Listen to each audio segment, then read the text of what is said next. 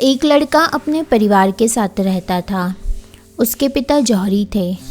एक दिन उसके पिता बीमार पड़ गए। धीरे धीरे उनकी हालत बिगड़ती गई और अंत में उनका निधन हो गया। पिता के निधन के बाद परिवार पर आर्थिक संकट आ गया।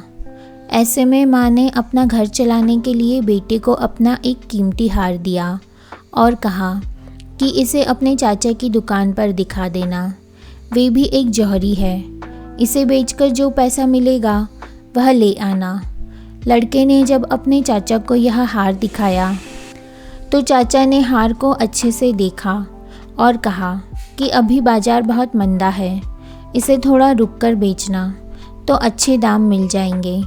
फ़िलहाल तुम मेरी दुकान पर नौकरी कर लो। वैसे भी मुझे एक भरोसेमंद लड़के की ज़रूरत है। लड़का अगले दिन से दुकान का काम सीखने लगा। वहाँ उसे हीरो और रत्नों की परख का काम सिखाया गया। अब उस लड़के के घर में आर्थिक समस्या नहीं रही। धीरे धीरे रत्नों की परख में उसका यश दूर दराज के शहरों तक फैलने लगा। दूर दूर से लोग उसके पास अपने गहनों की परख करवाने आने लगे। एक बार उसके चाचा ने उसे बुलाया और कहा कि जो हार तुम बेचना चाहते थे उसे अब ले आओ। लड़के ने घर जाकर माँ का हार जैसे ही हाथ में लेकर गौर से देखा तो पाया कि वह हार तो नकली है। वह तुरंत दौड़कर चाचा के पास पहुँचा और उसने पूछा कि आपने मुझे तभी सच क्यों नहीं बताया जब मैं हार को बेचने आया था।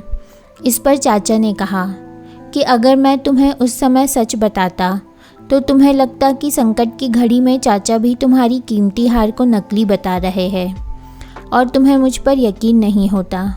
लेकिन आज जब तुम्हें खुद ही गहनों को परखने का ज्ञान हो गया है तो तुम खुद असली नकली की पहचान कर सकते हो। तो दोस्तों, कभी सोचा है कि कई बार हमारी ज़िंदगी में भी ऐसा ही होता है, जब कम ज्ञान और गलत धारणाओं के कारण हम सही चीज़ को भी गलत मान लेते हैं। कई बातों पर भरोसा ही नहीं कर पाते कि वे सही भी हो सकती है।